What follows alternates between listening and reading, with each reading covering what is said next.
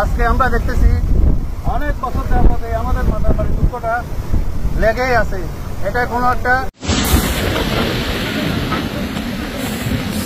মানে একটা সুরা হাঁটার কোনো ইয়া নাই, মানে পদক্ষেপ নাই।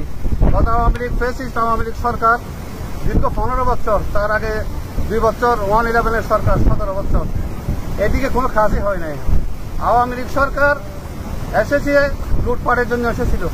তারা এসেছিল এই দেশের মানুষকে যারা তাদের প্রতিবাদ করবে এগুলিকে তাদের কণ্ঠ রোধ করার জন্য।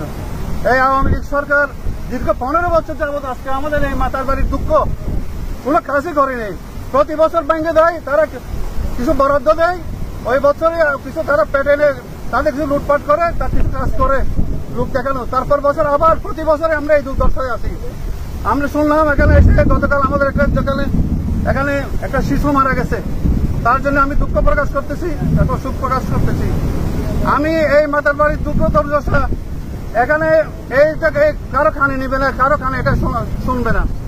এটা আমাদের মহেশখালী উপজেলা বিএনপির সভাপতি এবং সম্পাদক আবু বকর সিদ্দিক এবং আমিন হক চৌধুরীর নির্দেশন ক্রমে আমরা সবাই এখানে এসেছি। এত আপনারা দেখছেন আবহাওয়া, এখানে কেউ বই এখানে আসতে চায় না, যে আবহাওয়া, যে গর্জন সমুদ্রের। সুতরাং আমি মনে করি এই দুঃখ দুর্শোকের কেউ খানে নিবে না। আমাদের একজন মানব দরদি আছে, আমাদের একজন জনদরদি আছে, যাকে হাসিনা ফ্যাসিস্ট সরকার গুম করে প্রায় 9 বছর পর্যন্ত ভারতে রেখে দিয়েছিল। সেই আমাদের প্রাণপ্রিয় নেতা জনাব সালাউদ্দিন আহমদ কাছে আমি এটা ইনশাল্লাহ উনি বরাবর এই খবরটা আমি পৌঁছাবো। ইনশাল্লাহ উনি একজন মানব দরদি, উনি জনদরদি, উনি এই দেশের মানুষ, আওয়াল বৃদ্ধ, আমার মা বোনের সকালের দুয়ায় আমরা ওনাকে আমাদের জন্য আল্লাহ আমাদের ফেরত দিয়েছে, এই জন্য আমি আল্লাহর কাছে শুকরিয়া করছি।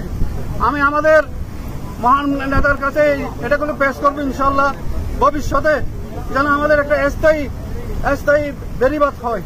পরিষদে আমি আরো কিছু বলতে চাই, যে আমাদের মেগা প্রকল্প বলে মেগা লুটপাট করেছে আওয়ামী লীগ, আমাদের এই কয়লা বিদ্যুৎ, সেখানে আমাদের মাদার বাড়ির সন্তানদের কারো চাকরি হয় নাই। ভবিষ্যতে আমরা শুনতেছি এই বন্দরের কাজ হবে, সেখানে যদি আমাদের মাতার বাড়িতে অগ্রাধিকার যদি আমাদের সন্তানদের, আমাদের মানুষজন লোকজনদের যদি অগ্রাধিকার দিকে যদি কাজ দেওয়া না হয়, তাহলে তীব্র আন্দোলন গড়ে তুলবো আমাদের নেতৃত্বে। তাই আমি আবার আপনার ধন্যবাদ জানাচ্ছি। এটা যেন আমি সরকারের কাছে আবেদন জানাচ্ছি এবং সকল সংশ্লিষ্ট যারা আছে তাদের কাছে আমি আবেদন জানাচ্ছি, এটা যেন একটা স্থায়ী বেড়িবাঁধ যেন হয়, এটা একটা 101 যেন বেড়িবাঁধ হয়।